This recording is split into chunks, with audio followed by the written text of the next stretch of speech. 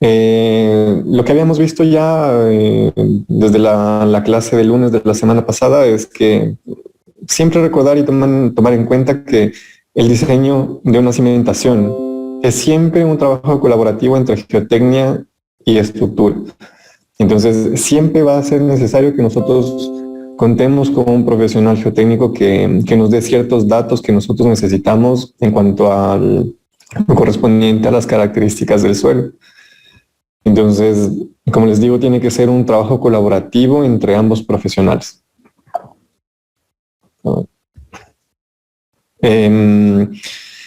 Como vamos a ir viendo a lo largo de del diseño de la cimentación que haremos hoy y la semana pasada, el diseño de la cimentación, digamos que de manera muy general, consiste en 4 pasos. Como les digo, muy general, porque el diseño como tal incluye un poco más de pasos, digamos que unos 7 u 8 pasos más o menos, ¿ok?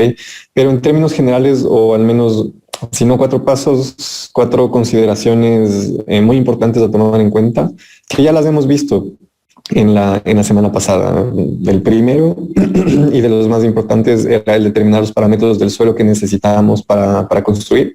El determinar los parámetros para diseñar, perdón, y el determinar los parámetros del suelo va muy ligado a los requerimientos de la norma que rijan en cada uno de los países. Y yo hablaré de una manera bastante general cuando hablamos de normas de construcción o normas de diseño, porque nosotros, si bien vivimos en Ecuador, no creo que sea justo, no creo que sea bueno que estemos limitados mentalmente o profesionalmente a solamente hacer lo que se nos indica hacer en nuestro país. Y más que nada porque, como les había dicho, nuestra norma o la norma ecuatoriana se basa en algunas normas extranjeras y que siempre sería bueno que ustedes las revisen y se familiaricen con ellas. No sé si algún rato me comentaron, ¿no? ¿Ustedes hicieron ya algún curso o están haciendo un curso de diseño de elementos de hormigón armado? No sé, generalmente se empieza con diseño de vigas simplemente armadas o doblemente armadas. ¿Han hecho ya algún curso o están haciendo ustedes un curso de diseño de hormigón, de elementos de hormigón? No. ¿Lo van a hacer el siguiente semestre o pronto?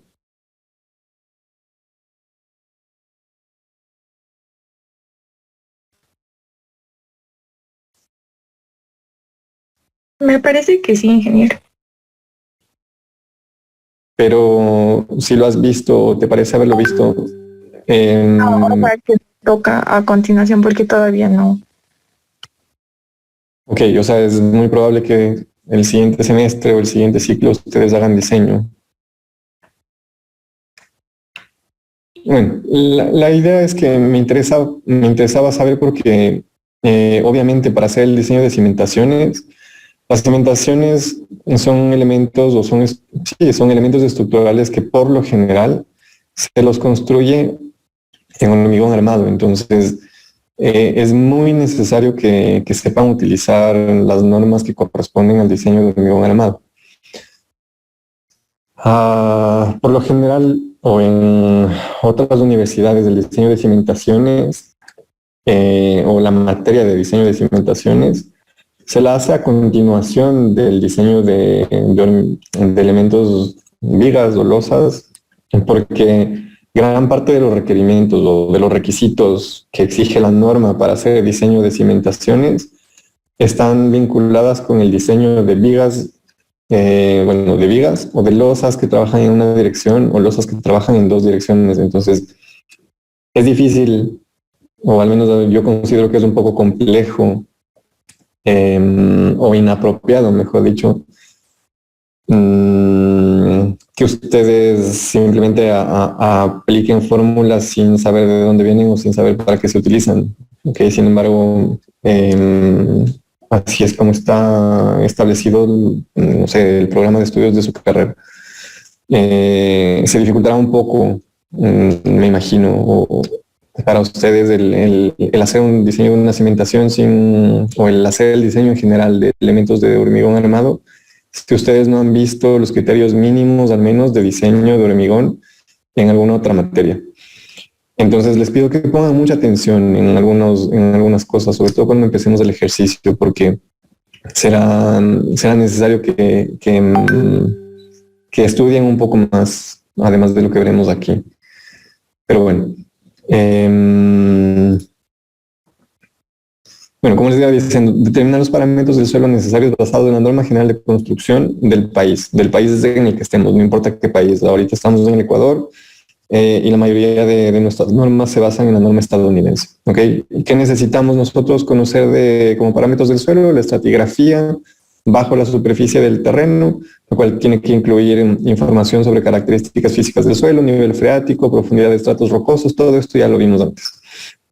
Los parámetros de resistencia del cortante del suelo para determinar la estabilidad de pendientes o cortes, aquel parámetro Q último o esa resistencia última del suelo que dependía de la resistencia cortante que tiene el suelo, el peso específico y la presencia de agua para poder tomar en cuenta el peso que puede llegar a tener el relleno sobre la excavación de la cimentación que hayamos hecho previamente. Luego, un tipo recomendado de cimentación que, como les decía, todo esto que he puesto en este punto 1 debería venir en un informe geotécnico o en un informe de estudios de suelos. Entonces, ellos son los encargados de, al menos inicialmente, darnos una pequeña referencia del tipo de cimentación que nosotros deberíamos o podríamos nosotros utilizar.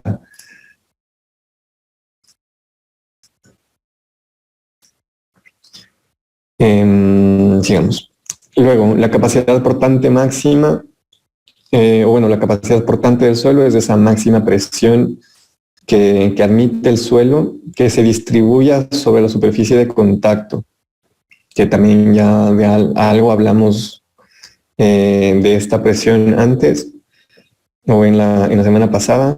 Luego también, como parte del estudio de suelos, en función de la carga que nosotros le digamos al profesional geotécnico que manejaremos a lo largo del diseño o en el desarrollo del diseño, también nos dirá la posibilidad de asentamientos previstos en el suelo debido a esa presión y posiblemente una capacidad de licuefacción, sobre todo en suelos no cohesivos o suelos granulares como arenas o suelos en general que no tienen esa capacidad cohesiva, como lo pueden ser arcillas o limos muy, muy finos. O suelos, algo que se llama suelos finos en general. Entonces, como punto 2, que aquí es donde empezamos empezaré a hablarles sobre algunas cosas un poco distintas a lo que hemos venido hablando la semana pasada. La importancia de nosotros como ingenieros estructurales hacer un análisis de la estructura, tanto para cargas de servicio como para cargas mayoradas. Las cargas de servicio son usadas para determinar las áreas de carga, o sea, el área de la cimentación o el área que vista en planta de una zapata, por ejemplo, debe tener en contacto con la superficie del suelo. Ahora, ¿a qué me refiero con cargas de servicio y cargas mayoradas? ¿Cuál es la diferencia entre cargas de servicio y cargas mayoradas? Ustedes, como me han dicho ahora que todavía no hacen un curso de diseño de hormigón propiamente dicho, no sé si estén familiarizados un poco con los requisitos o con lo que se intenta hacer cuando uno hace un diseño de una estructura o un diseño de un elemento estructural como tal, o el diseño de una sección de un elemento. Cuando nosotros vamos a hacer un diseño, perdón un rato.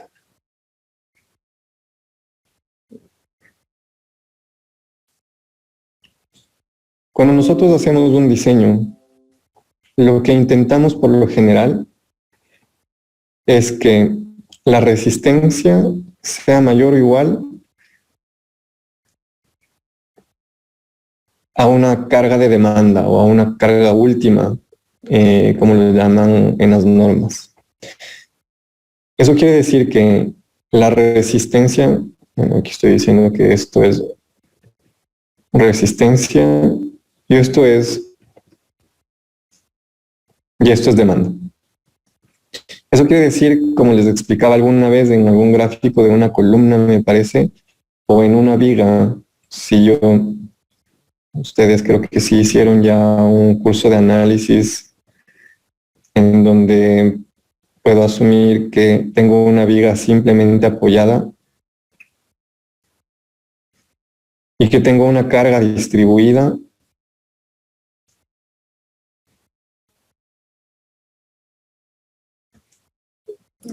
que lo que puede generar es una deformación en esta viga de este tipo, hacer una viga simplemente apoyada. Yo voy a asumir que esta deformación o que este gráfico es mi gráfico de la viga deformada una vez he aplicado esta carga vertical. Entonces, si yo hago una sección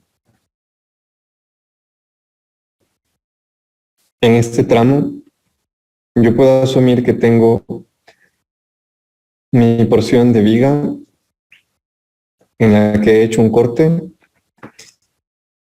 en donde sé que tengo esta distribución de cargas. Tengo aquí mi apoyo, que me generará una reacción. Y que si hago un equilibrio de fuerzas, o hagamos un equilibrio de momentos con respecto a un punto que nosotros o ustedes verán que es un punto que atraviesa por una línea imaginaria que se llama eje neutro. Nosotros podemos encontrar un momento o una resistencia a flexión, la cual llamamos MN, que es un momento nominal. Se llama momento nominal, o el apellido nominal viene de nombre o de base, ¿ok? Significa que ese es el momento que es capaz de resistir esta sección que tiene cierta armadura. Esto voy a llamar AS, que es acero de refuerzo para flexión. Si es que es simplemente armada, si es que es doblemente armada, tendré entonces dos capas de refuerzo. Entonces, la resistencia que me da el hormigón, junto con la resistencia que me da el acero, a flexión, me permite calcular este momento nominal. Ese momento nominal tendrá que ser, este momento que resiste a la flexión, tiene que ser mayor o igual al momento que me generan las cargas externas. En este caso, esta carga distribuida Q, que puedo decir que está en kilonewtons por cada metro, y esta reacción. Si yo genero o si yo hago una sumatoria de momentos con respecto a este punto, yo sé que voy a tener estas cargas generando un momento en la sección y que tendré un momento resistente que tiene que ser mayor al momento que se genera debido a las cargas externas. Entonces, en el diseño estructural lo que se intenta o lo que se debe cumplir es que siempre este momento resistente, que en este caso, como les digo, viene dado por la resistencia del hormigón a la flexión, combinada con la resistencia al refuerzo de acero, también a flexión, de un elemento o de una sección cuando está sometido a cargas externas. ¿Okay? Y esas cargas externas o el momento que genera esas cargas externas tiene que ser menor al momento que resiste esa sección. sabiendo que el momento resistente es un momento que proviene de la resistencia del hormigón y de la resistencia del acero, los dos trabajando juntos en flexión. Esto lo verán quizás más en detalle cuando tengan su curso de diseño de hormigones o de estructuras o de elementos de hormigón. Entonces, la norma que nosotros utilizamos o la norma en la que se basa nuestra norma ecuatoriana de la construcción es la norma estadounidense, en la que generalmente, o bueno, por ejemplo, para flexión, lo que nos dice la norma es que, un factor phi multiplicado por la resistencia nominal tiene que ser mayor o igual a una carga mayorada U o a una carga última. Entonces, si hablamos de flexión, por ejemplo, significa que un coeficiente phi, que es de reducción de resistencia, multiplicado por el momento nominal, tiene que ser mayor al momento último que se aplica en la sección. Este momento último es un momento que viene de la combinación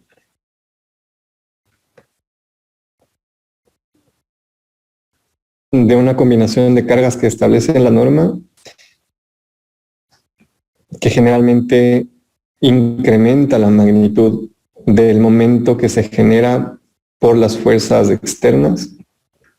En este caso, estas dos fuerzas externas, Q y R. Y phi es un factor de reducción de resistencia.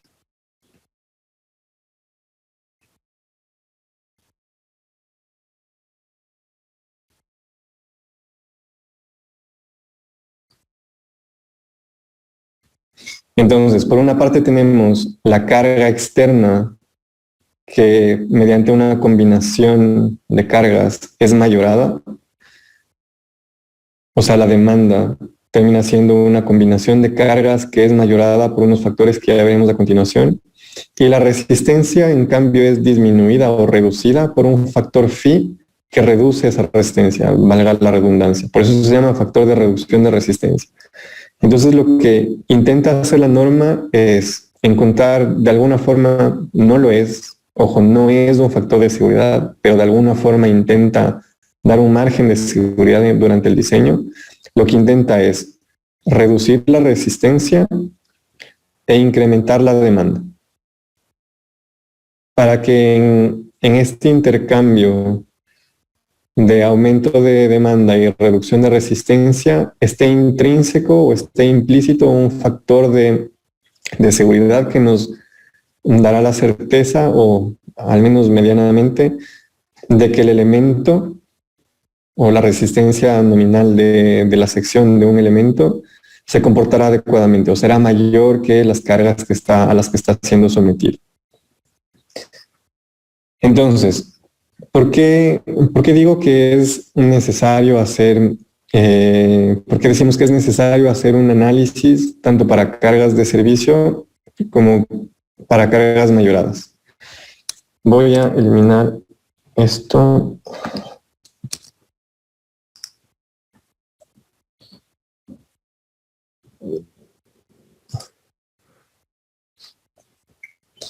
Entonces, nosotros en una estructura, voy a cambiar de color.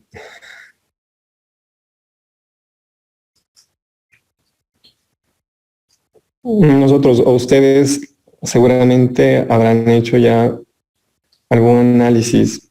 Voy a dibujar solamente un pórtico, sabiendo que este pórtico forma parte de un edificio, de un sistema estructural tridimensional. Por facilidad y por practicidad, lo dibujaré solamente como en el plano.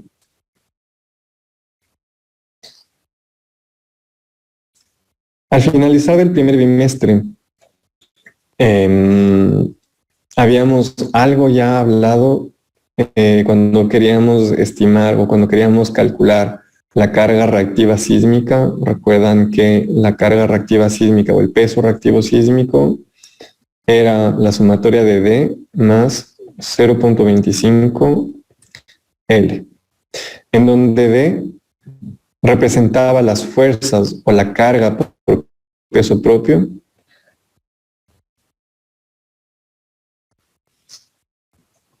y L representaba una sobrecarga de uso por carga viva.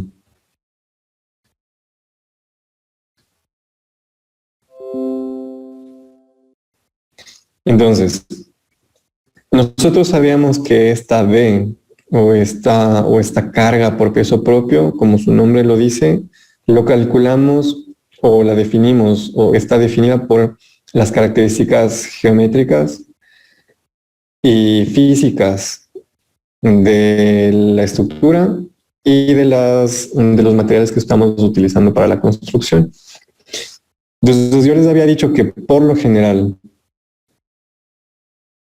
cada piso de una estructura construida en hormigón, por lo general tenía un peso de 10 kilonewtons por metro cuadrado, por cada metro cuadrado. ¿Y esto cómo lo calculo o cómo lo estimo? Como les decía, es una estimación bastante muy a grosso modo. Eso lo estimo calculando cuánto pesa por cada metro cuadrado la mitad de una columna, tal como lo estoy señalando ahorita, o bueno, por metro cuadrado de losa, asumiendo que cada uno de los pisos posee la mitad de las columnas o la mitad de la longitud de la columna asociada a ese piso. Entonces, ese 10 kilonewtons por metro cuadrado lo asumo yo calculando cuánto pesa la mitad de cada una de las columnas que soportan un piso, cuánto pesa las vigas que están unidas a esas columnas y cuánto pesa la losa o esta área de losa que está en cada uno de esos pisos. El considerar el peso de todos los elementos que encajan en cada una de las losas, obviamente para una losa intermedia será la mitad de las columnas que se extienden hacia arriba y la mitad de las columnas que se extienden hacia abajo. Entonces todo lo que esté dentro de este prisma forman la parte del peso propio de cada una de las losas. Entonces, a lo que quiero llegar con esto es que esta carga D, que representa el peso propio de los elementos estructurales, es una de las que nosotros llamamos cargas de servicio. ¿Okay? Y esta carga o esta fuerza D depende únicamente del peso propio. Bueno, el peso propio más pesos adicionales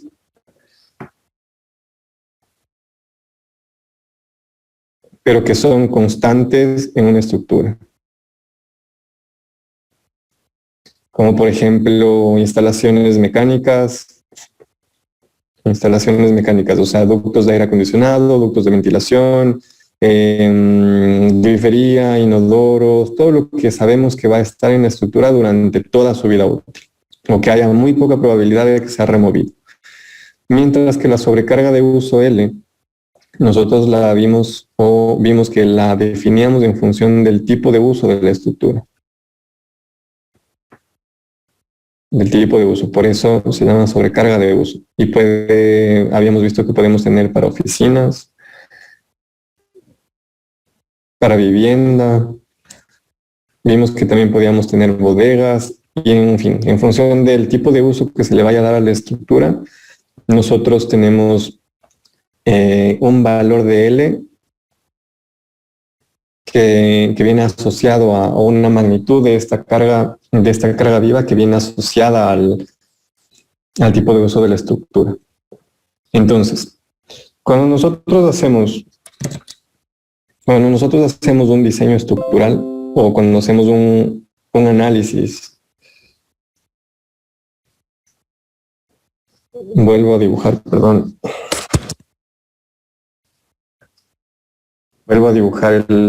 el marco que tenía dibujado antes, solamente dos vanos ahora.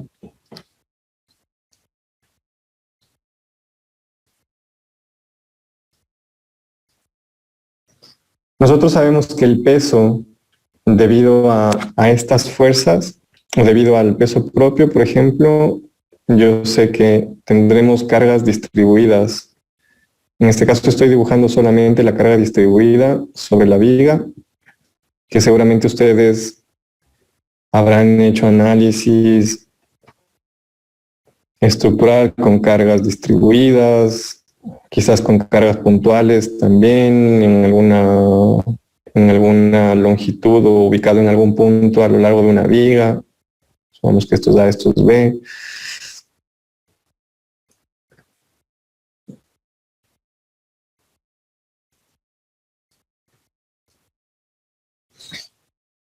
Y voy a asumir que lo que estoy dibujando es la carga por peso propio.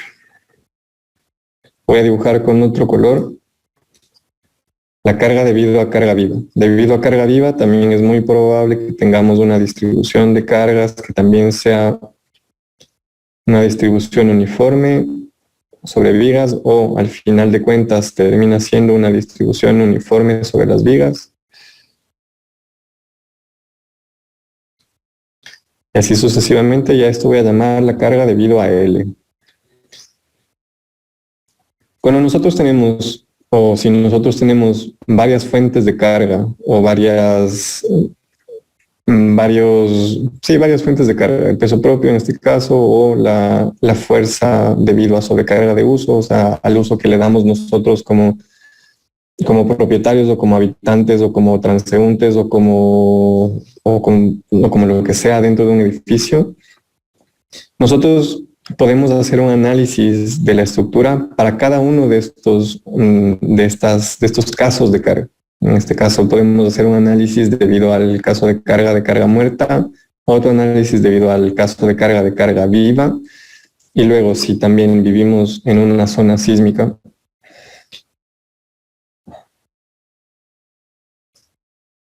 es muy posible que también tengamos un sistema de fuerzas laterales que sean debidas al sismo. Al sismo lo coloco como E por earthquake, que es como lo encontrarán ustedes en la mayoría de las normas. D es debido a dead, de carga muerta, y L es live, de carga viva. ¿Ok? Entonces, si nosotros aplicamos cada una de estas fuerzas por separado, es muy posible, o bueno, no es muy posible, nosotros podemos obtener las fuerzas que se aplican en una cimentación, o la fuerza, recuerden que todas las fuerzas o todos los pesos que nosotros aplicamos en un edificio finalmente se transmiten de un elemento a otro hasta que llegan a la cimentación. Si nosotros tenemos la carga muerta distribuida y es una carga vertical, igual que la carga viva también es una carga vertical, pues nosotros tendremos una reacción en la cimentación o en el suelo. Voy a dejar en un solo color ahora, negro.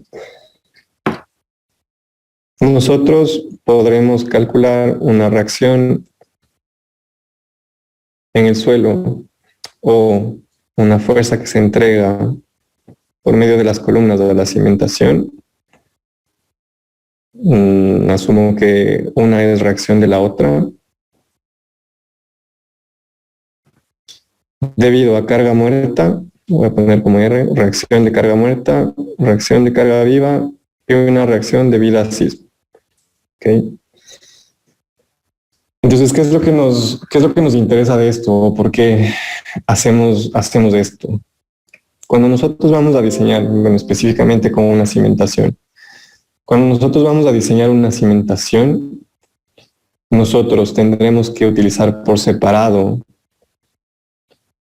las cargas de servicio, que son D, L y E, por separado.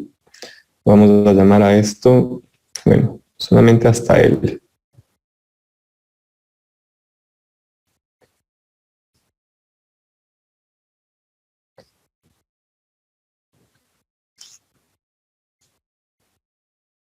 Carga de servicio, esta es una carga accidental.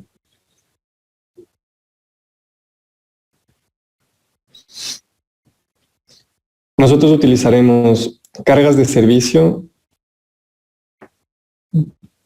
para diseñar o para establecer el área de la cimentación.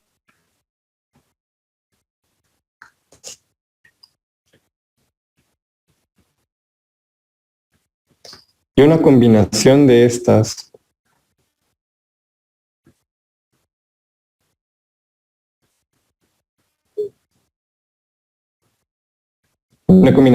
cargas para diseñar el acero de refuerzo y el peralte.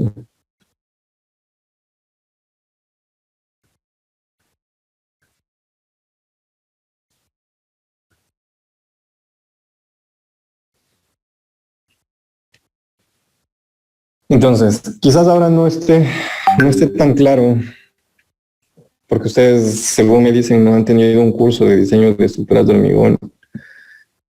De hecho, no sé si están familiarizados con combinaciones de carga. ¿Saben lo que es una combinación de carga o han hecho anteriormente combinaciones de carga?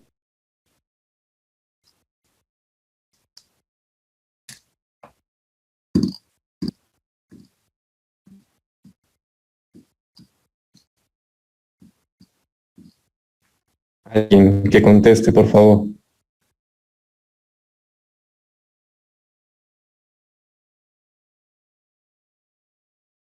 No, ingeniero. Gracias.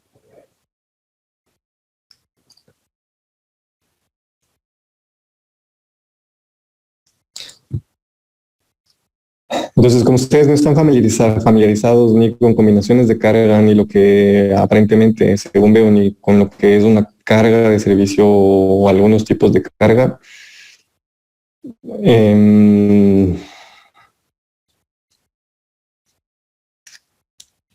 bueno, nosotros tendremos que tomar en cuenta por separado las cargas de servicio y combinaciones de carga. Ya vamos a ir viendo entonces después con el ejercicio que vamos a hacer. Es lo que les decía, utilizamos las cargas de servicio para diseñar el área y las cargas mayoradas para hacer un diseño del acero de refuerzo y el peralte. Luego, como punto 3, es elegir la geometría del elemento de la cimentación para que los parámetros del suelo no sean excedidos. ¿Qué parámetros del suelo? Primero, las presiones que se generan en el suelo por el contacto de la cimentación. Habíamos dicho nosotros que asumimos que es una presión uniforme.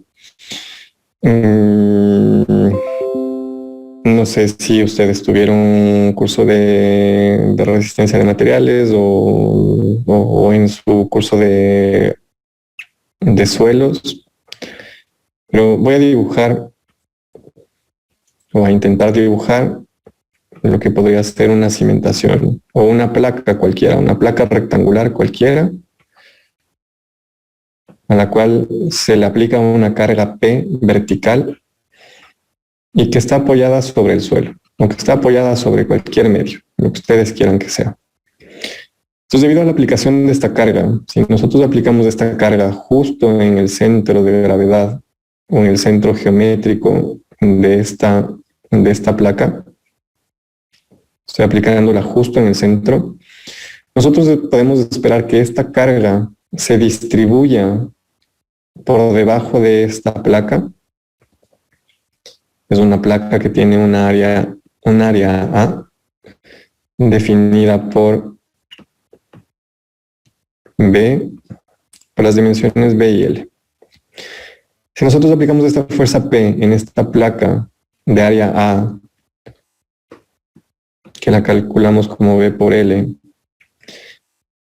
nosotros podríamos ver una distribución de esfuerzos en la parte inferior,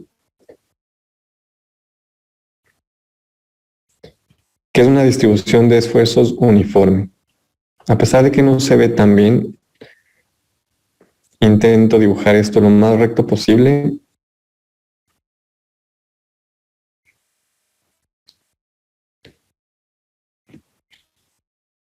Y eso será una distribución de esfuerzos que es uniforme. ¿A qué me refiero con una distribución de esfuerzos uniforme? Y bueno, ¿a qué me refiero primero con esfuerzos? nosotros sabemos que el esfuerzo, o podríamos calcular un esfuerzo que ejerce una fuerza que se distribuye sobre un área, como la relación entre P sobre A. Si veo unidades y asumo que siempre trabajaré con unidades de kilonewtons para la fuerza y el área en metros cuadrados, el esfuerzo o la presión la trabajamos en unidades de kilonewtons por metro cuadrado, o lo que es lo mismo, en kilopascales. Pascales es solamente newtons por metro cuadrado. Como tengo un kilo aquí que representa 1000 unidades o 1000 newtons, que generalmente es del orden de magnitud en la que trabajamos las presiones que nos interesa a nosotros conocer, en este caso la presión del suelo. Kilopascales o megapascales, dependiendo del material que estemos utilizando. Significa que en cualquier parte, si tomo en cuenta este punto, sigma va a ser igual a P sobre A. Si veo cuánto vale la presión en ese punto sigma, sigue siendo P sobre A. Y si yo quiero ver en este punto medio de acá, sigma sigue siendo P sobre A. Y en cualquier punto que yo quiera saber cuánto vale esa presión o ese esfuerzo, va a ser P sobre A.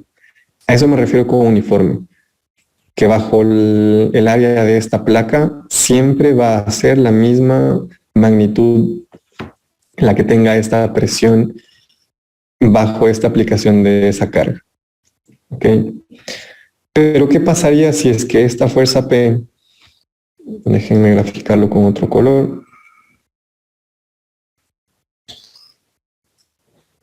¿qué pasaría si es que esta fuerza P está desplazada una distancia E, a la cual una distancia E por excentricidad, y a esta fuerza la llamo P1. ¿Qué pasa si esa fuerza está desplazada con respecto al centro de gravedad o al centro geométrico de esta placa? Lo que va a pasar es que en donde está la fuerza aplicada, seguramente tendremos un esfuerzo un poco más grande. Bueno, obviamente está aplicada no en el borde de la placa, sino en un punto medio, quizás entre el borde de la placa y el centro. Sin embargo, el comportamiento de los esfuerzos debajo de la placa cambiaría a algo como esto, en donde, si bien ya no es uniforme la distribución de esfuerzos, porque no va a ser el mismo esfuerzo en este punto que en este, y gráficamente lo podemos ver,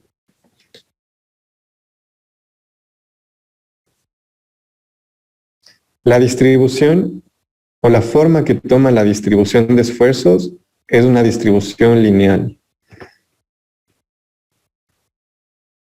Lineal, cuando en negro teníamos la distribución negra, era una distribución uniforme. Entonces, una de las cosas que nosotros tenemos que asegurarnos cuando hacemos el diseño de una cimentación es que, primero, los esfuerzos que nosotros podamos obtener debajo de esta placa que llamamos nosotros zapata o losa de cimentación o cimiento o cimentación en general, tenemos que intentar hacer que este esfuerzo sea menor o igual que un esfuerzo admisible. Y este esfuerzo admisible, o bueno, este esfuerzo sigma viene dado por la fuerza P, perdón, viene dado por la fuerza P,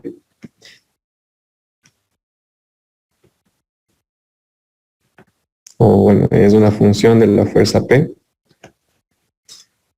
mientras que el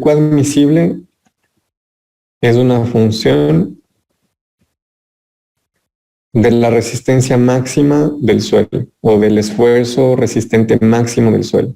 Recuerdan que habíamos, o que les había dicho, que depende de la resistencia a corte que tenga el suelo y depende del tipo de suelo, depende de muchas propiedades que tiene el suelo. Y les había dicho en una de las clases pasadas que este Q admisible es igual al Q último más a la resistencia o el esfuerzo resistente máximo del suelo dividido para un factor de seguridad que por lo general es igual a 3.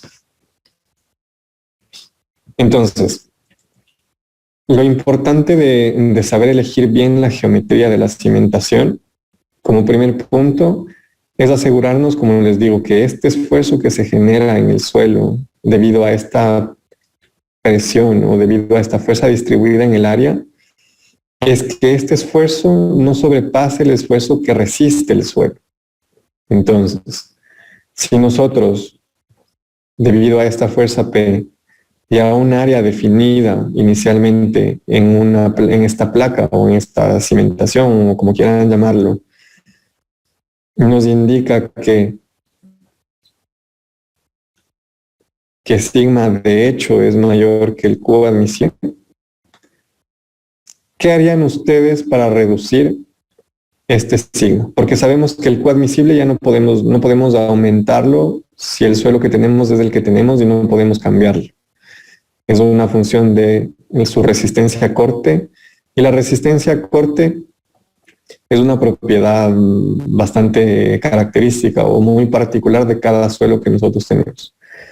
Entonces, ¿qué harían ustedes para reducir este esfuerzo sigma que se genera debajo de la cimentación para que se cumpla esta relación? ¿No sería aumentar el área de la cimentación? Sí, habría que aumentar el área de la cimentación para que al dividir esta fuerza P para un área más grande, este sigma se reduce. Entonces, nosotros tendremos que primero diseñar una cimentación para asegurarnos de que esta sigma o este esfuerzo que se genera no sobrepase el máximo que resista al suelo. ¿Y cómo hacemos eso? Teniendo un edificio ya establecido, ya sabemos las dimensiones del edificio, ya sabemos qué altura va a tener, todo lo que va a tener dentro del edificio, para qué se va a utilizar el edificio. Eso quiere decir que esta fuerza P que viene del edificio, que puede ser una fuerza P debido a carga muerta, carga viva, o sismo, o una combinación de estas, como ya es algo fijo que vamos a tener, la única forma de asegurarnos de que el suelo no va a tener que resistir una presión mayor a la que resiste es aumentar el área. Entonces, esa es la importancia del saber, del entender el por qué necesitamos primero conocer esto, la resistencia admisible del suelo, y luego también saber conocer esto, las cargas de servicio, y luego saber mayorarlas también. Ya les daré un poco más de énfasis en esta diferencia entre mayoración y cargas de servicio cuando hagamos el ejercicio, mientras hacemos el ejercicio. Pero bueno, otra cosa, se debe considerar también los asentamientos diferenciales entre zapatas adyacentes.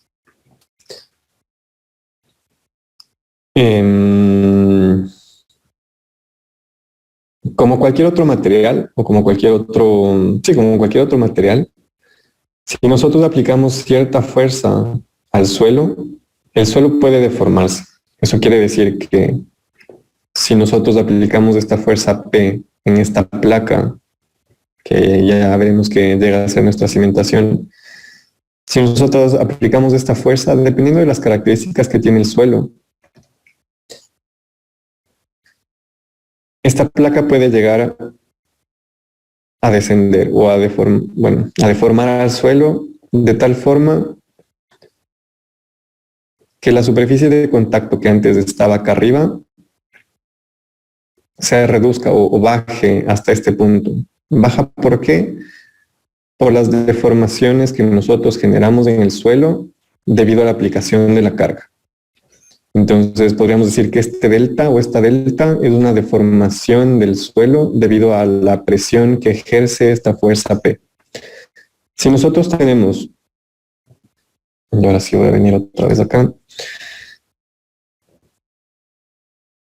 Si nosotros tenemos dos placas, o en este caso dos cimentaciones, que están soportando dos columnas cercanas.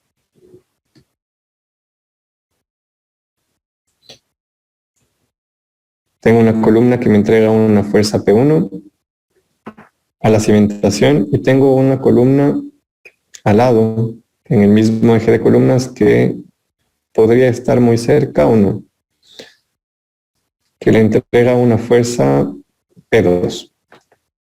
Debido a la fuerza P1, es muy posible que la cimentación o esta placa deformen de tal forma el suelo que sufran este asentamiento, delta 1. Pero si esta fuerza P2, no sé, se me ocurre, vamos a asumir que P2 es mayor que P1. Es muy probable que debido a la aplicación de P2, esta cimentación o esa placa haya generado una deformación aún mayor en el suelo, llevándome a tener esta deformación o este asentamiento desde aquí hasta acá, en delta 2, perdón. Esta deformación delta 1, bueno, está medida igual en ese mismo punto, no importa.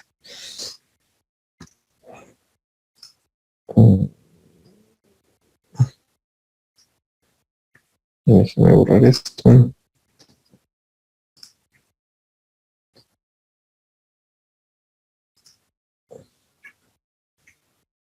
Entonces, esta deformación es generada por la fuerza P1, o bueno, la deformación delta 1 es generada por la fuerza P1 y la deformación delta 2 es generada por la fuerza P2. Pero esta deformación es inducida realmente por los esfuerzos que se generan debajo de la cimentación. ¿Ok? Obviamente estos esfuerzos son generados por la fuerza P. Pero estos esfuerzos o la magnitud de estos esfuerzos bien habían dicho que dependen básicamente del área, que es algo que nosotros podemos controlar mientras hacemos el diseño de la cimentación. La fuerza P ya no podemos controlarla, en teoría viene con cierta magnitud desde la superestructura porque ya la hemos diseñado primero antes de diseñar la cimentación, o generalmente eso es lo que se hace, se diseña la superestructura, o sea, vigas, columnas, losas, y luego se diseña la cimentación una vez que conocemos el peso propio de la estructura, ya con las dimensiones bien definidas del edificio, y luego la carga viva, ya sabemos cuál es la carga viva dependiendo del tipo de uso de estructura, y la carga sísmica que depende del peso sísmico o el peso reactivo sísmico, que a su vez depende de la carga muerta. Entonces, es por eso que al último diseñamos la cimentación, porque es la única forma de conocer todo esto anticipadamente. ¿Ok? Entonces, si como ustedes me decían antes, depende del área, la magnitud de este esfuerzo, y dependiendo de la magnitud de este esfuerzo, nosotros podemos llegar a tener menos o más deformación, dependerá también de la definición del área, el que a pesar de que P2 sea mayor que P1, delta 1 sea igual a delta 2. Eso quiere decir que si nosotros sabemos que esta P2 o esta fuerza 2 es mayor que la fuerza 1, y supongamos que a pesar de que esta fuerza 2 es más grande, pero que con el área que nosotros hemos llegado a calcular, área 2, hemos podido conseguir que sigma 1 sea menor que el Q admisible, a pesar de que ya hayamos conseguido esto, que era lo que nos interesaba, nosotros podemos aumentar más el área, podemos incrementar el área 2, para que ahora esto también se cumpla. Porque si nosotros tenemos asentamientos diferenciales muy considerables, es decir, que si que delta 2 es muy mayor que delta 1, es muy probable que, a pesar de que nosotros ya hemos diseñado la estructura o los elementos de la superestructura, vigas, columnas, muros, lo que sea, debido a estos asentamientos diferenciales, nosotros podríamos hacer que en un pórtico, por ejemplo, si, bueno, vamos a asumir que solamente tenemos un pórtico, lo ideal sería que delta 1 sea igual a delta 2, o sea, la deformación que se genera en el suelo debido a la fuerza. Vamos a asumir que aquí tenemos una estantería de libros o, no sé, una bóveda con un montón de lingotes de oro, no sé, alguna cosa muy, muy pesada. Algo que haga que, bueno, perdón, al revés, en el otro punto. Bueno, simplemente vamos a llamar a esto P2 y a esto P1. Si nosotros tenemos algo en este extremo del edificio que sea muy, muy pesado, de tal forma que P2 sea mayor que P1, nosotros podríamos llegar a hacer que esta estructura se deforme mucho más acá que lo que se deforma acá, generando posiblemente algún daño en esta viga en cualquiera de estos puntos. Entonces, a pesar de que hayamos diseñado adecuadamente nuestros elementos estructurales, vigas, columnas y todo lo que tengamos en la superestructura, el hecho de que no tomemos en cuenta la distribución de presiones y la deformación que esto puede generar en el suelo puede hacer que nuestros elementos estructurales del edificio, en este caso las vigas, por ejemplo, sufran algún tipo de daño, algún daño que nosotros no habíamos contemplado antes. Entonces, lo ideal sería que ante la existencia de cargas puntuales o de cargas que llegan a la cimentación muy diferentes en columnas adyacentes o en cimentaciones adyacentes, lo ideal es intentar hacer que sigma 2 y sigma 1, o sea, me refiero a esta distribución de esfuerzos debajo de la cimentación, sean iguales. De esa forma logramos que los asentamientos sean también iguales. Y con eso prevenimos que haya este tipo de daños en los elementos de la superestructura. ¿Ok? Luego, algo más que también hay que tomar en consideración es que los elementos de la cimentación deben ser capaces de resistir el deslizamiento debido a cualquier fuerza horizontal. Ven, aquí borré el otro gráfico, pero si nosotros tenemos una estructura o un edificio cualquiera en una zona sísmica en la que nosotros hemos tenido que definir las cargas laterales que vamos a representar o que vamos a utilizar para representar realmente un terremoto de verdad. A manera de reacción nosotros encontraremos, recuerdan, este cortante, bueno, realmente está aquí arriba, este cortante basal. Y ese cortante basal distribuido en cada una de las cimentaciones, obviamente a cada uno de las, o bajo cada una de las columnas, tendremos una porción de este cortante basal. Cada una de las columnas nos lleva a todo el cortante basal, sino una porción. ¿Qué porción? No sé, depende de la cantidad de columnas que tengamos. Lo que podríamos hacer es dividir el cortante basal para la cantidad de columnas que tenemos y esa es la fuerza que le correspondería a cada una de las columnas. Perdón.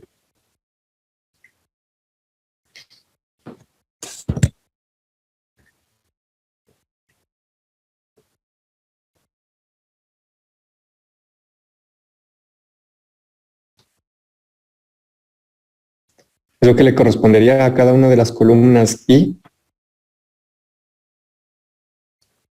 que llega a la cimentación.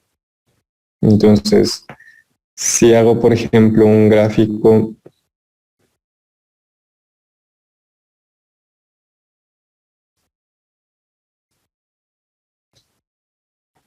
un gráfico de una cimentación, en donde yo sé que aquí llega una fuerza P que puede ser debido a carga muerta, a carga viva o a sismo.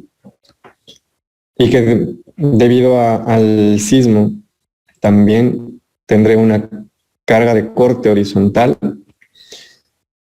Nosotros podríamos esperar que esta cimentación que está, o esta zapata que está apoyada sobre el suelo,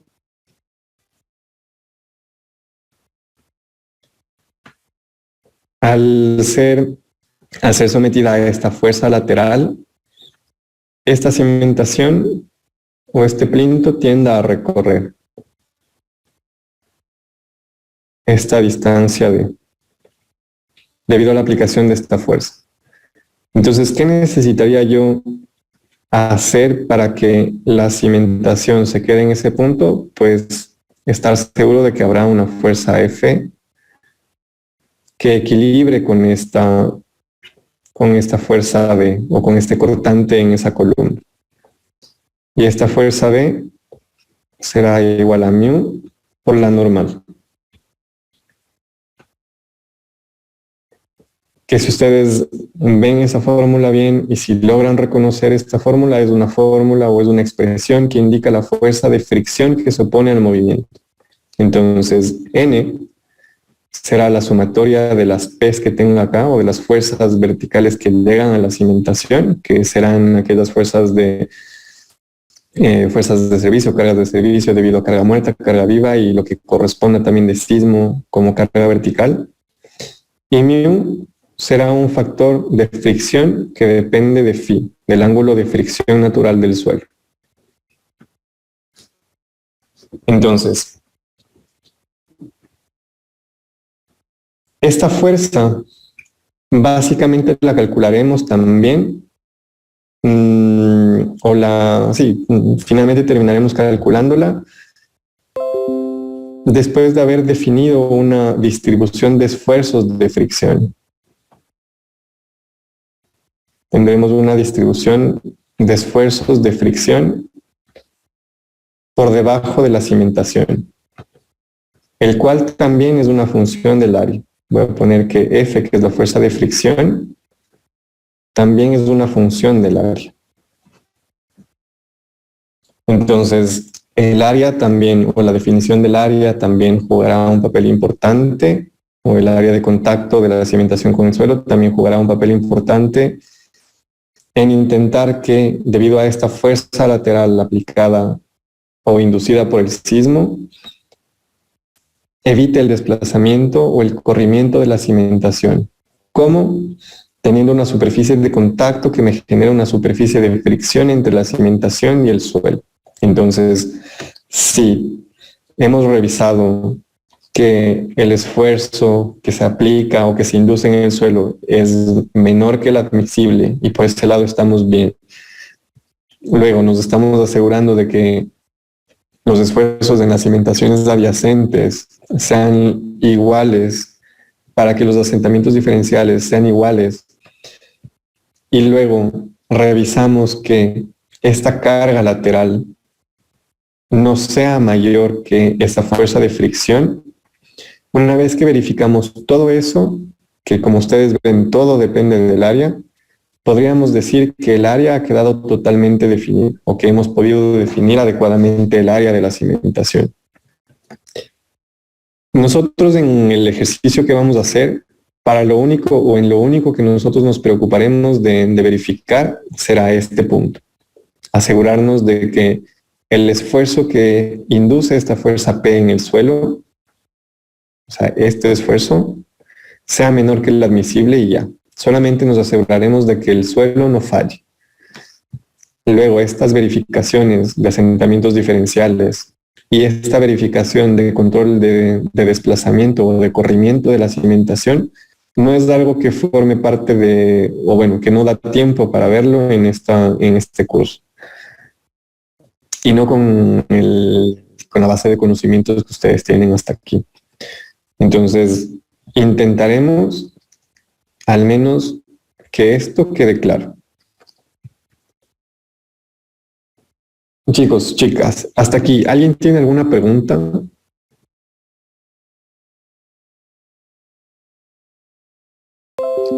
No, continúo. Entonces, otro punto. En cimentaciones superficiales se asume que no hay resistencia a las tensiones, es decir, que una zapata no puede levantarse o una parte de una cimentación o de una zapata aislada, no sé, no puede levantarse generando un esfuerzo negativo en el suelo. El suelo solamente resiste esfuerzos positivos. Y me parece que en algún momento les había graficado o les había hecho esa explicación. Lo que les había dicho es que, o lo que hemos visto hasta ahorita, es que si tenemos una fuerza P justo en el centro, tengo una distribución de esfuerzos. O sea, si la fuerza la aplico justo en el centro de la cimentación, tengo una distribución de esfuerzos que es uniforme. Si de alguna forma, bueno, no si de alguna forma, si resulta que hay la presencia de un momento en el extremo de la columna o en la base de la columna, esto es equivalente a tener una fuerza P aplicada con una excentricidad. El tener un momento y una fuerza vertical es equivalente a tener una fuerza vertical que no es igual a P, o que bueno, que sí puede ser igual a P, desplazada a una excentricidad de. O les dibujé hace un rato que si bien la distribución de esfuerzos es lineal, o sea, tenemos una distribución de esfuerzos plana, lineal, el suelo sigue respondiendo, generando una presión como reacción hacia arriba, o el suelo está siendo comprimido, entregando una reacción. Pero ¿qué pasa si es que esta fuerza P es extremadamente grande? O tiene el momento es extremadamente grande o la excentricidad es demasiado grande, una excentricidad de prima. Es muy probable que este esfuerzo igual tenga una distribución lineal,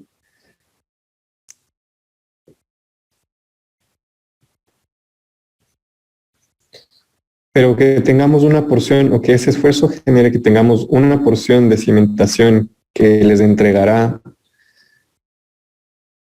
esta distribución de presiones en compresión, pero no podremos tener una distribución de presiones en tracción, porque el suelo no puede soportar tracción o tensiones, como está escrito acá. Entonces,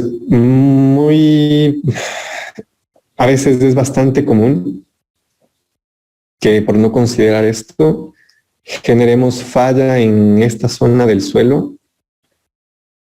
debido a tracciones que estaremos induciendo en el suelo, que sabemos que no puede soportar. Entonces, lo ideal es que igual esta área de la cimentación sea tal, o en el área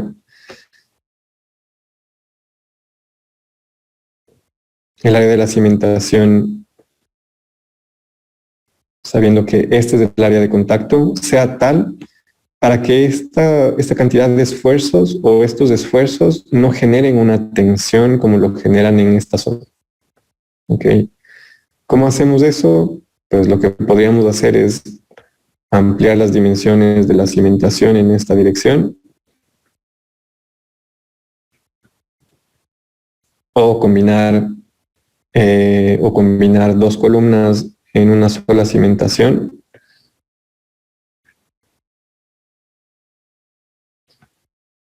Para que, como ustedes recuerdan en la semana pasada, intentar que el centro de gravedad de toda la cimentación coincida con el punto de aplicación de las fuerzas que llegan a la cimentación y así evitar que tengamos una distribución de esfuerzos que me genere porciones de tensión en la cimentación o en la superficie de contacto.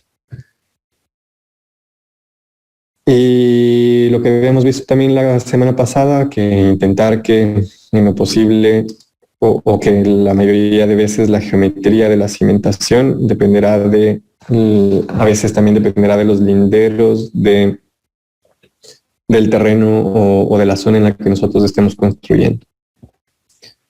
Entonces, voy a desconectarme de esta sesión y me vuelvo a conectar en la de tutoría, chicos. Nos vemos ahí en 5 minutos.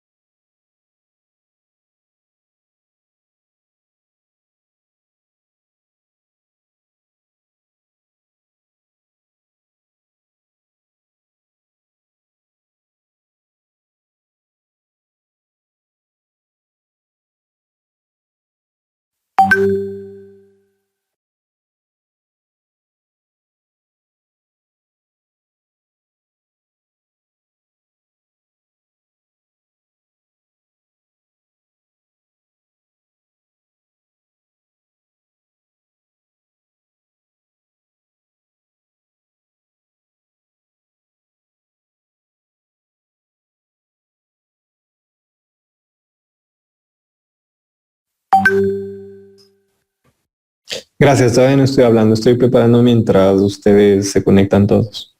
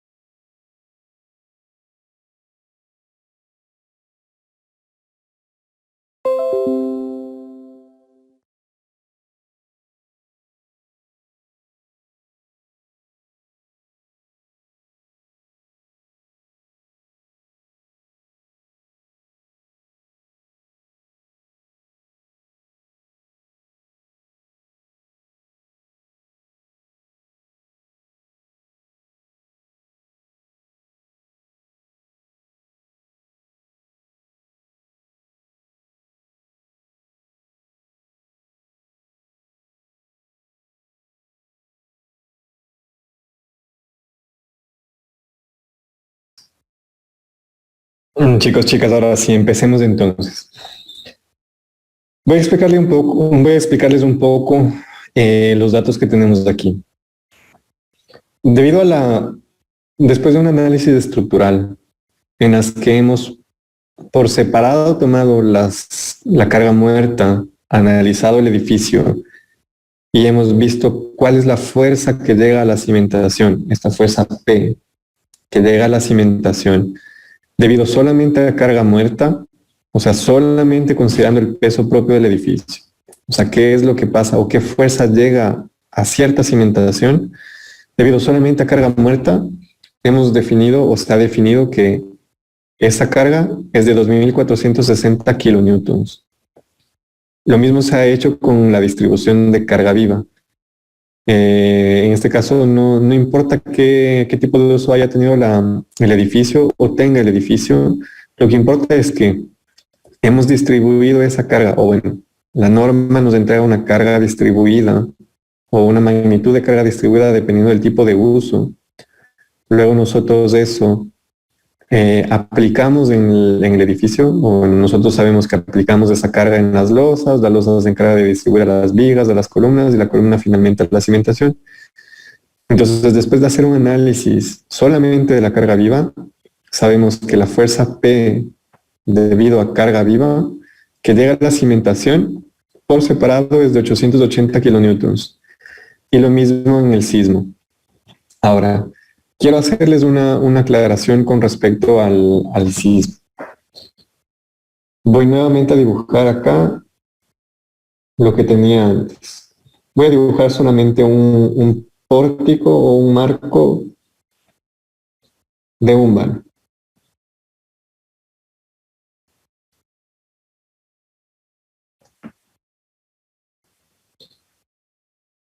Cuando nosotros tenemos algún edificio que está sometido a un terremoto, o que queremos analizarlo para carga sísmica, recuerden que nosotros lo que hacíamos era calcular este cortante basal BB. Y nosotros, o les había explicado brevemente, que este cortante basal BB, nosotros es lo primero que calculamos, pero luego teníamos que distribuirlo en la altura del edificio para utilizar esas fuerzas como fuerzas de diseño. En este caso es bastante sencillo porque si yo hago un diagrama de cuerpo libre de este edificio, o sea, bueno, este pórtico, para que las fuerzas horizontales estén en equilibrio, yo deberé tener una fuerza lateral E que sea igual al cortante basal. Si es que quisiera que, o si yo necesito aplicar una fuerza para analizar o para diseñar los elementos de la superestructura, o sea, columnas y vigas, con una fuerza que es generada por este cortante basal. Ahora, a ver, voy a dibujar igual muy rápidamente una estructura con algunos otros pisos más, a pesar de que ya se los expliqué alguna vez.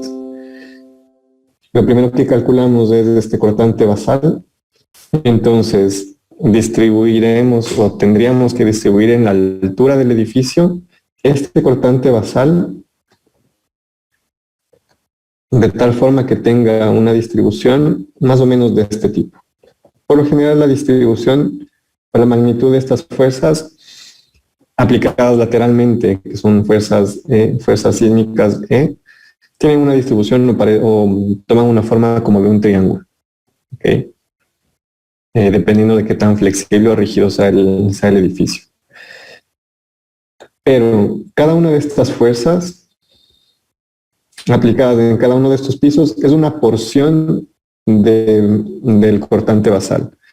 Porque si yo hago un diagrama de cuerpo libre o hago un corte aquí, así como he intentado hacerlo aquí, si hago un corte en este punto, obligatoriamente el cortante basal va a tener que ser igual a E. Por supuesto que E es igual al cortante basal. Pero aquí voy a asumir que esto es E1, E2, E3, E4 y E5.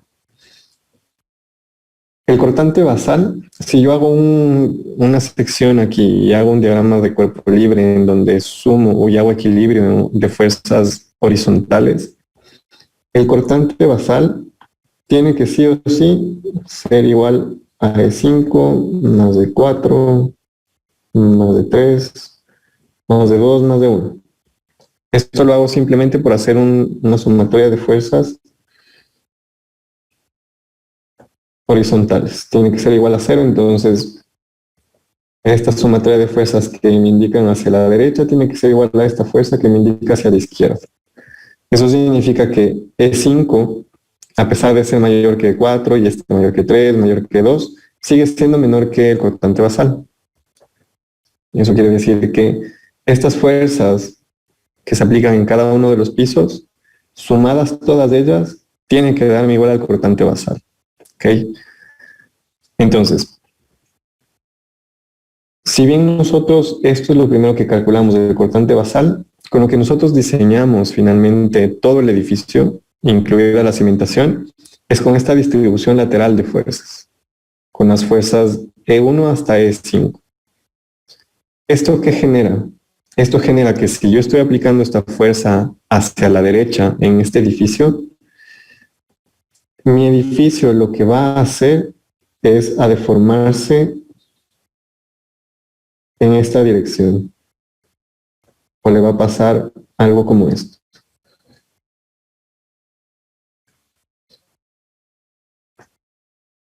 Y esto a nivel de cimentación, ¿qué implica? Que si yo aplico esta carga hacia la derecha, es muy probable o es bastante típico que esta columna, lo que me entregue debido a E, a la fuerza lateral E, sea una fuerza de compresión, mientras que esta columna lo que intentará hacer es levantarse. Si yo aplico la carga E en esa dirección, o sea, hacia la derecha, de izquierda a derecha, tal como lo he dibujado. Y es bastante, o no sé si para todos resulta bastante obvio. Si yo intento empujar un cartón o una caja o un bloque que está sobre una mesa o lo que sea, la empujo con el dedo hacia un lado, lo que pasará es que muy posiblemente lo volquemos. Bueno, no, mejor no los confundo. Quédense con esto. Lo que pasa es que si yo aplico una fuerza hacia la derecha, la columna más extrema o la columna opuesta estará haciendo una compresión en el suelo, mientras que la columna izquierda estará intentando levantarse o levantar a la cimentación, con lo cual estará intentando traccionar al suelo. Entonces será muy común cuando ustedes ya empiecen a hacer diseño de elementos o ya se metan, si algún día se meten con diseño sismo resistente o si tienen alguna materia, que la carga sísmica ustedes la encuentren como un más menos, ¿ok? En este caso estamos hablando de una carga sísmica vertical, no horizontal. Recuerden que les había dicho que esta carga horizontal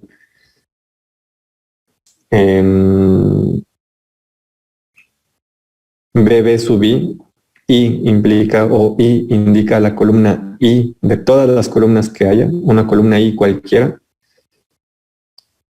Nosotros tendremos o utilizaremos esta fuerza lateral para hacer un diseño de la cimentación o del área por fricción. Ok, pero esto no nos interesa ahorita. Lo que nos interesa es la carga vertical debido a sismo que llega a la cimentación. Entonces, es muy común que ustedes encuentren un más menos o incluso unas combinaciones de carga, un más menos cuando habla de sismo. ¿Por qué más menos?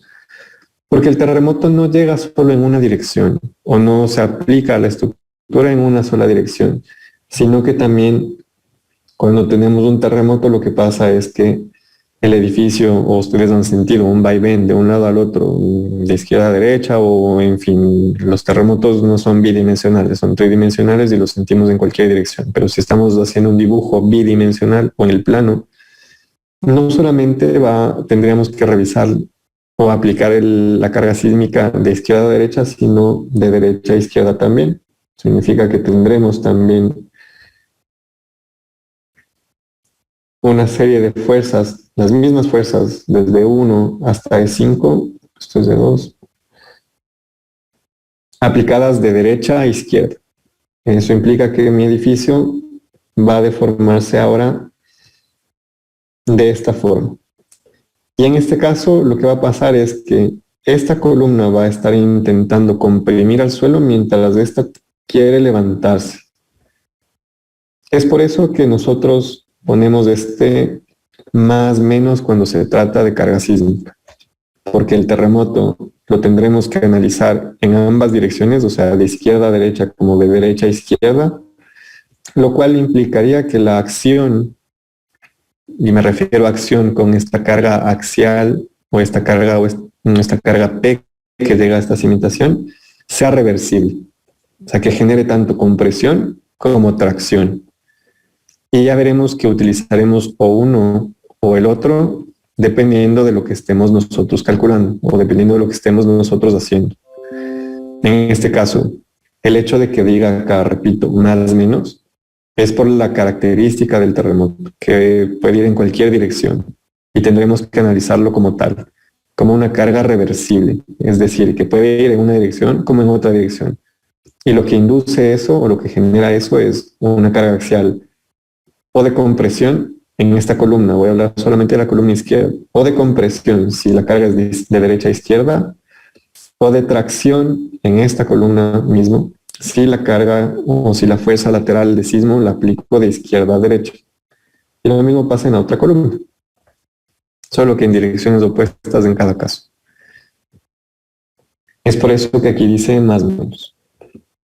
Bueno, entonces, para este ejercicio se ha decidido utilizar un hormigón de 28 megapascales de resistencia a la compresión, un acero de refuerzo de 420 megapascales o grado 60, como se lo conoce en el medio, o ese grado 60 hace referencia a 60 KSI, que es el sistema de unidades inglés o estadounidense. Y el peso específico del hormigón se asume como 24 kilonewtons por metro cúbico. Fíjense muy bien en las unidades que estoy introduciendo aquí o que les estoy dando como datos. Las unidades de fuerza de las fuerzas de servicio de carga muerta y carga viva, y también la fuerza que se induce debido al sismo, la fuerza a la carga accidental. Recuerden que estas dos son servicio y este es accidental. Es en kilonewtons, o sea, 1000 newtons. Mientras que la resistencia de los materiales está en megapascales, o sea, 1 por 10 a la 6 pascales. Y el pascal es 1 newton por metro cuadrado. Eso quiere decir que tenemos 1.000.000 de newtons por cada metro cuadrado cuando hablamos de megapascales. Estoy aquí quizás redundando un poco, me imagino que ustedes estarán muy familiarizados con sistemas de unidades, solamente quiero que lo tomen muy en cuenta porque será necesario para ciertos detalles que hay que tener cuidado cuando apliquemos ciertas fórmulas, ¿ok? Recuerden que esto es megapascales y las fuerzas que nosotros estamos o que tenemos acá es en kilonewtons, es decir que hay un 1 por 10 a la 3, o sea un factor de 1000 por ahí de diferencia entre un sistema de unidades, bueno, no un sistema de unidades, sino entre las unidades que estamos utilizando para las fuerzas y en comparación de las resistencias. Luego, como cargas admisibles del suelo, tenemos una carga admisible debido al peso propio de 200 kilopascales. Una carga admisible cuando consideremos la carga muerta más la carga viva de 275 kilopascales. Y una resistencia admisible de carga muerta, carga viva y sismo de 300 kilopascales. Miren que ahora sí, o que ahora estas unidades sí tenemos kilopascales, al igual que en las fuerzas, kilonewtons. Estamos más o menos, bueno, no más o menos, sino que estamos en la misma onda entre fuerzas y cargas admisibles en cuanto a unidades, para tenerlo en cuenta. Esto quiere decir que la resistencia del hormigón será 28.000 kilopascales, la del acero 420.000 kilopascales y la resistencia del hormigón está bien en kilonewtons por metro cúbico, como para más o menos, bueno, no más o menos, sino para estar trabajando siempre en las mismas unidades. Entonces, ¿por qué tenemos tres resistencias admisibles distintas del suelo? Cuando ustedes, no sé si recuerdan ustedes, cuando hicieron su curso de mecánica de suelos, o su curso de suelos, no sé cómo se llama en su universidad, pero bueno, mecánica de suelos. Ustedes aprenden a definir la capacidad última del suelo en función de algunas características.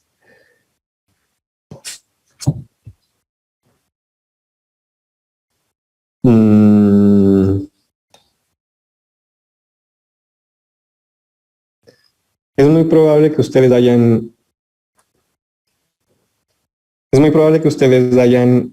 visto en alguna parte, o ustedes hayan aprendido, como digo, en su curso de mecánica de suelos, que ustedes pueden calcular esta Q última en función de algunos parámetros, en función del peso específico del suelo, en función de la profundidad de desplante, de la profundidad de cimentación,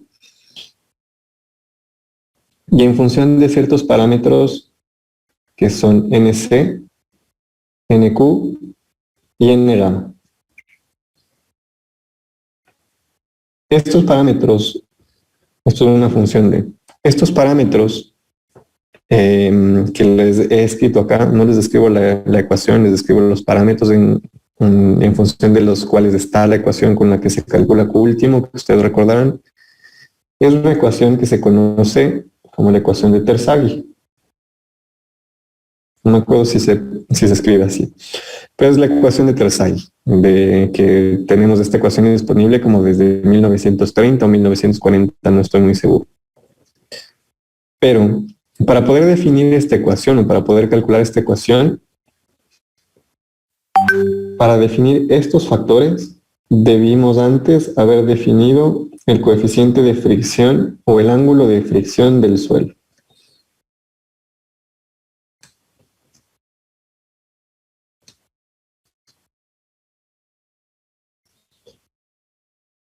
Y para poder definir este ángulo de fricción del suelo en laboratorio o en sitio, ustedes habrán aprendido que es necesario hacer un ensayo en el cual tienen, perdón, en el cual tienen ustedes una cápsula partida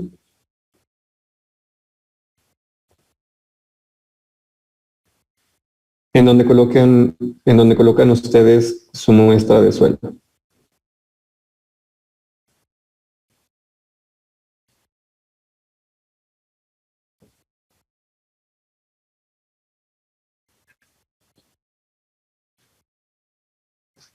Ya esta cápsula partida o esta cápsula hueca aplican una fuerza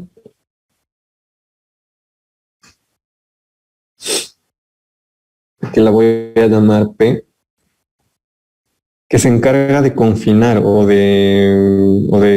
se intenta confinar o consolidar a esta muestra, o aplicar una fuerza normal, asumiendo o intentando representar cierta profundidad a la que esté el suelo.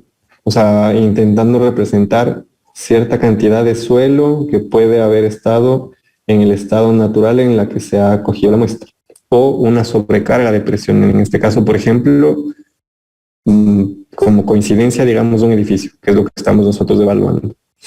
Entonces tendrán ustedes una fuerza que aplican en este recipiente para que esta muestra de suelo se comprima y luego aplicar una fuerza lateral, vamos a llamar FL. De tal forma que llegue un punto en que esta muestra se rompa y podamos definir la fuerza que ha sido necesaria aplicar, dada una fuerza de confinamiento P, para que esta muestra de suelo se rompa. En función de algunos parámetros que ustedes habrán visto en su curso de suelos, se define este ángulo de fricción del suelo, que representa en parte, junto con otros parámetros más, la resistencia de corte que tiene el suelo. Esto casi que estrictamente para suelos granulares o suelos no cohesivos. Para suelos cohesivos como arcillas, hay otro ensayo que es el ensayo triaxial. Este es el de corte simple. Hay un ensayo que es el ensayo triaxial, que sirve para otro tipo de suelos, para suelos cohesivos. Pero en general hay algunas formas en las que ustedes definen este coeficiente de fricción y el coeficiente C, que es coeficiente de cohesión. Tanto el coeficiente de fricción del suelo como el coeficiente de cohesión o la cohesión como tal del suelo dependen de esta fuerza P que ha sido aplicada en la muestra de suelo para confinarla o para asumir que tenemos una carga de sobrepresión en el suelo. Entonces, dependiendo de la magnitud de esta fuerza P que nosotros aplicamos, el valor de phi o del ángulo de fricción phi y el valor de la cohesión C varían. Y si varían phi y varían C, obviamente variará la resistencia última del suelo. Y si varía la resistencia última del suelo, obviamente variará el Q admisible. Recuerden que el Q admisible del suelo es Q último dividido por el factor de seguridad. Entonces, ¿qué necesidad hay de poder definir o de que en un estudio de suelos nos definan estas tres o incluso a veces, bueno, no sé si más, pero bueno, sí, pueden definirnos incluso una o dos más resistencias admisibles del suelo, porque, bueno, estas son resistencias estáticas, pueden definirnos también resistencias dinámicas, pero en este caso no nos interesa. La importancia de que nos definan estas distintas resistencias admisibles del suelo es que el edificio puede estar sometida o el edificio puede encontrarse en un estado de carga que puede ser cualquiera de estos tres. Puede estar o desocupado, que para eso está la carga, o bueno, el estado de carga muerta solamente. Puede estar ocupado, siendo útil para lo que ha sido diseñado. Por eso se ha especificado una condición de carga muerta más carga viva. Y puede estar ocupado durante un terremoto también. Entonces, bajo estas tres posibilidades o bajo estas tres condiciones o escenarios posibles, es necesario definir una resistencia admisible del suelo ante cualquiera de estos tres escenarios. O sea, la carga P que hemos cargado a nuestra muestra de suelo para calcular el ángulo phi y la cohesión del suelo, que a su vez me permiten calcular la resistencia última a corte del suelo y que con esa calculo la resistencia admisible, miren que depende de la fuerza de consolidación o de la fuerza de compresión que estamos aplicando a la muestra. Entonces, es muy común que en algún estudio de suelos, y si no se los entregan así, sería bueno que lo pidan, es muy común que les entreguen más de un valor de resistencia admisible o de carga admisible del suelo. ¿Y por qué son distintas? Bueno, por lo que les acabo de explicar, por diferentes escenarios en los que se puede encontrar un edificio. Además, la forma de calcular la resistencia admisible o la resistencia última la capacidad portante del suelo a sismo no es la misma que para estados de servicio, pero esto lo habrán visto o lo verán, no sé. Entonces, es por eso que en este ejercicio podemos ver que tenemos tres distintas resistencias admisibles del suelo. Para carga muerta únicamente 200, para carga muerta más carga viva 275 y para carga muerta, carga viva y sismo 300. Si ustedes se fijan, la resistencia admisible va subiendo. ¿Por qué?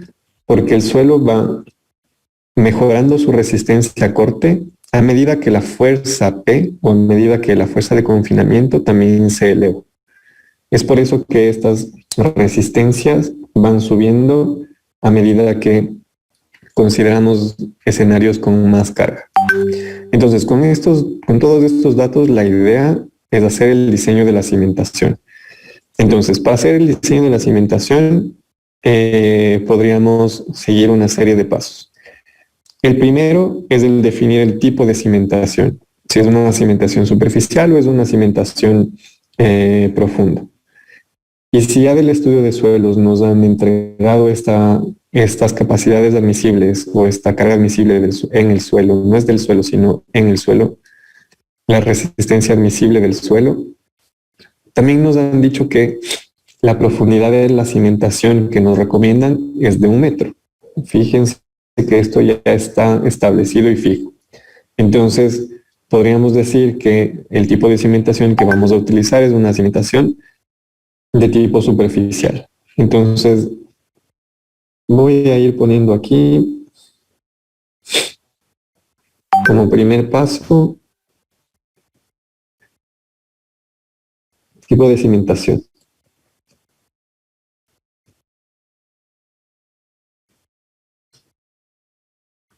Entonces, como nosotros ya sabemos que la cimentación o nos han dado el nivel de desplante a 1 metro o el nivel de cimentación a 1 metro, nosotros podemos decir que tenemos una cimentación superficial.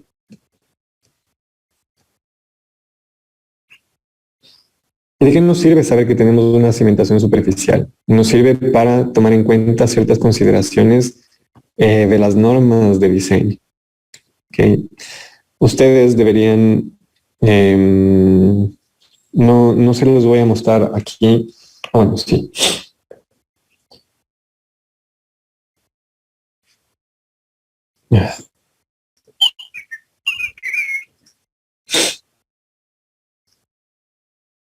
Esta es la norma, la ACI 318 del 2019. Voy a subir un poco. Esta es la norma que ustedes tienen puesta como uno de los documentos de referencia para su curso. Y es la norma del American Concrete Institute de Estados Unidos que entrega requisitos, o bueno, es un reglamento que les muestra requisitos para el diseño de hormigón estructural. Y bueno, y viene con comentarios. Entonces, nuestra norma de diseño se basa en gran parte, si no en todo, en esta norma de diseño. Entonces, no sé si la hayan visto alguna vez en sus vidas o la hayan revisado, pero esta norma les indica o nos muestra varias cosas o varias consideraciones a tomar en cuenta cuando hacemos un diseño de cualquier tipo de elemento que construyamos o que diseñamos en hormigón armado. O bueno, hormigón simple o hormigón armado, cualquiera de los dos. Entonces, entre esas cosas, bueno, la norma está dividida como en varias partes. La parte 3 hace referencia a los miembros de un sistema estructural y cómo diseñarlos. En este caso, tenemos, por ejemplo, losas en una dirección, losas en 2 direcciones, vigas, columnas, muros, diafragmas y cimentaciones. Bueno, tenemos elementos de concreto simple, pero lo que nos interesa son las cimentaciones en el capítulo 13. Esta norma es un poco, o bueno, si ustedes no están familiarizados con norma o esta norma en particular, a veces puede resultar un poco desesperante si no están familiarizados, insisto, con normas o con el manejo de normativa, porque ustedes leen o pueden estar leyendo o pueden estar revisando un capítulo de norma y les manda a revisar otra sección del mismo capítulo. Entonces es una forma bastante ágil que tienen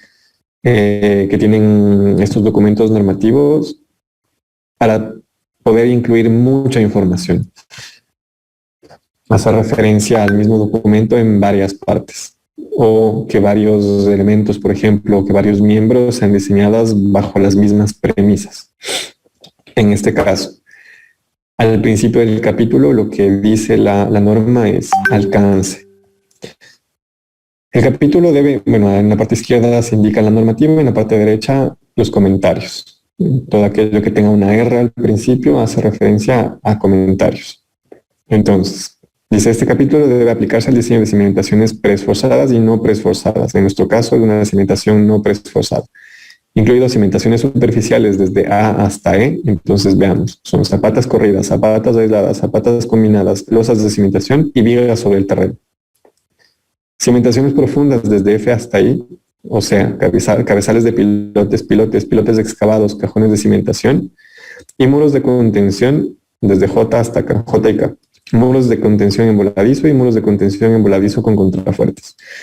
Entonces, en este capítulo, en esta sección 13 de la norma, lo que nos darán como lineamientos para diseño son de cimentaciones superficiales profundas y muros de contención, tal como están indicados gráficamente en esta figura. Entonces, es parte de los gráficos que les había mostrado la semana pasada: zapatas aisladas, corridas escalonadas, combinadas, losa de cimentación que reciben varias columnas, cabezales de pilotes, es decir, una cimentación o digamos que una pseudo cimentación que recibe una columna pero que entrega a su vez a pilotes la carga para entregar a un estrato más profundo de un suelo un poco más competente. Luego, muros de contención en voladizo. En voladizo hace referencia por esta gran longitud que tiene el muro, sin ser apoyado lateralmente, y muros con contrafuertes. Estos son contrafuertes, son una especie de vigas que rigidizan en alguna forma y dan soporte lateral a la pantalla del muro. Entonces, en este capítulo de la norma podríamos esperar aprender a diseñar todos estos elementos, cualquiera de estos elementos.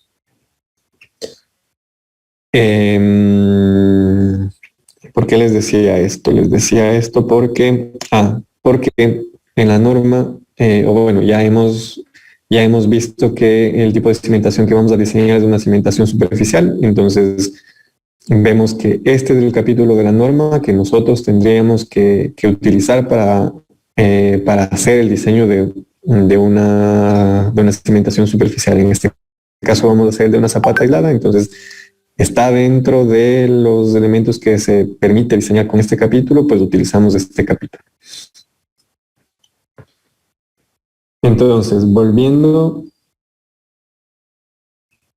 a donde estábamos. Ya sabemos que tenemos una cimentación superficial. Entonces,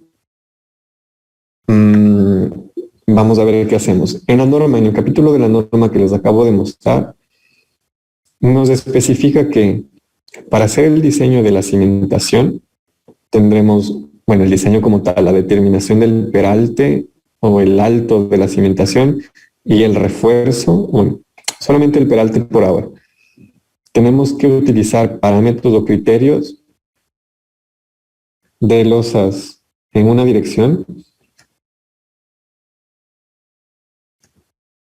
y losas en dos direcciones.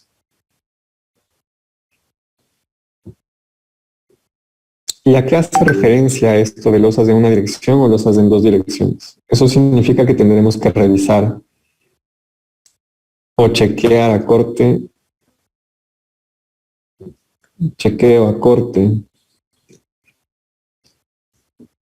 en una dirección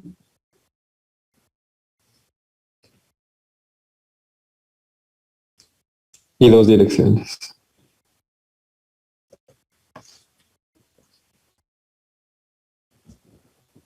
Entonces, regresando un poco con lo que les había explicado acerca de esfuerzos debajo de la cimentación.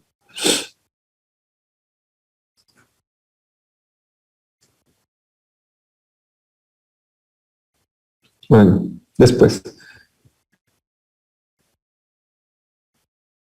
Ahora sí vamos con el siguiente paso. Voy a poner aquí un par de símbolos de exclamación para hacer notar que es algo que tendremos que entrar un poco más en detalle la próxima clase. Por el momento, lo que quiero que veamos es el siguiente paso.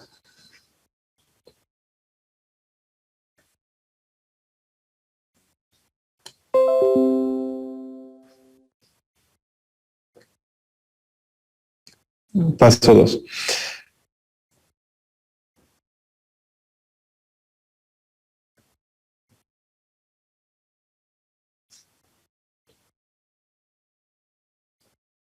Requisitos de materiales. Si ustedes ven en la norma, en este código que acabo de enseñarles, en la ACI 318 del 2019,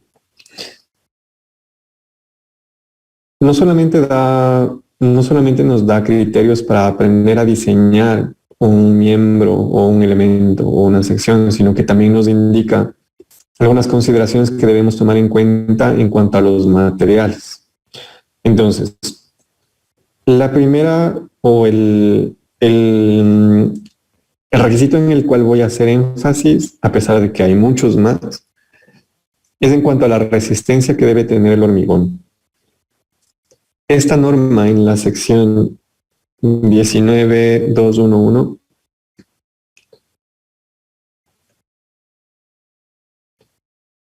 les dice que la resistencia del hormigón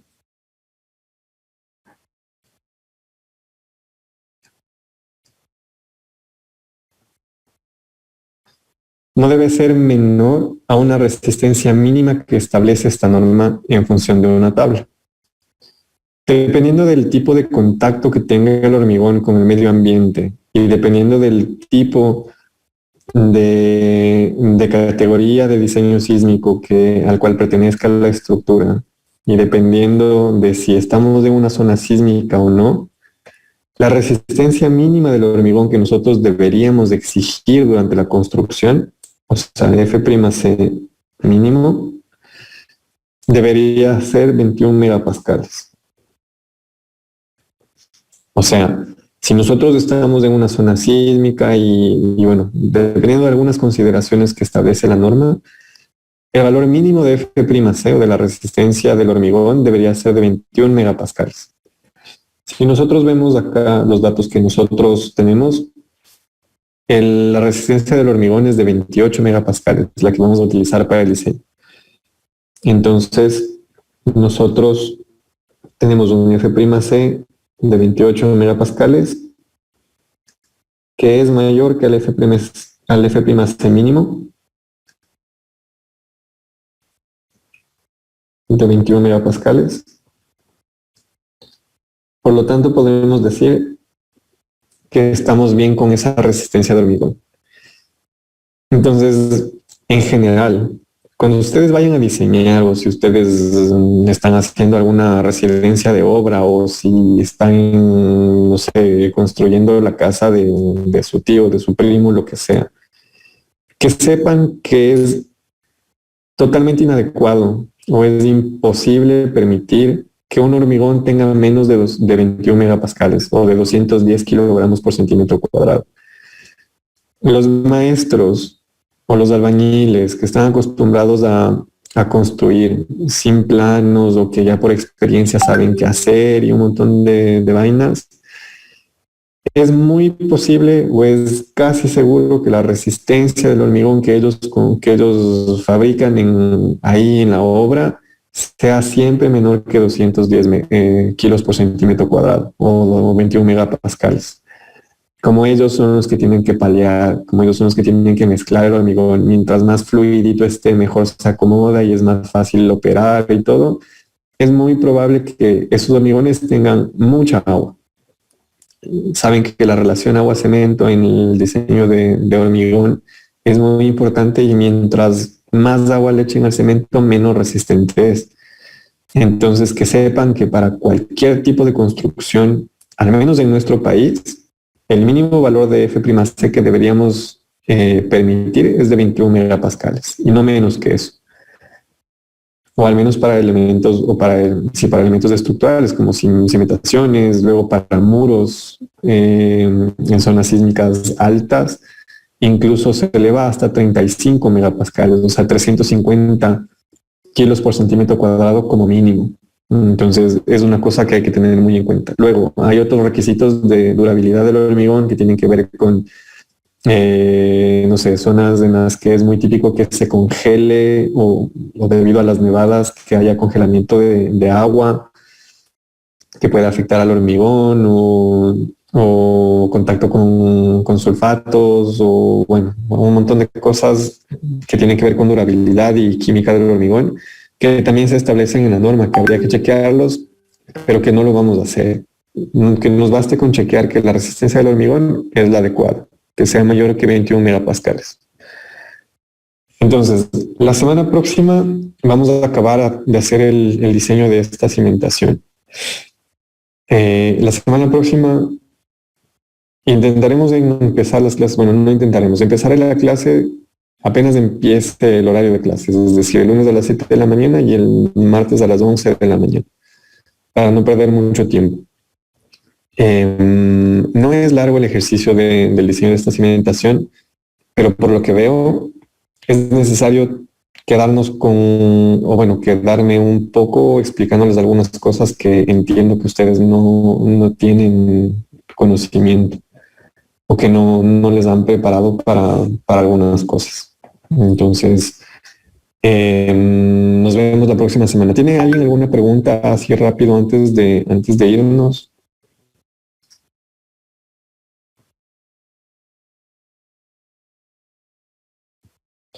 Bueno, si no tienen ninguna pregunta, nos vemos la próxima semana.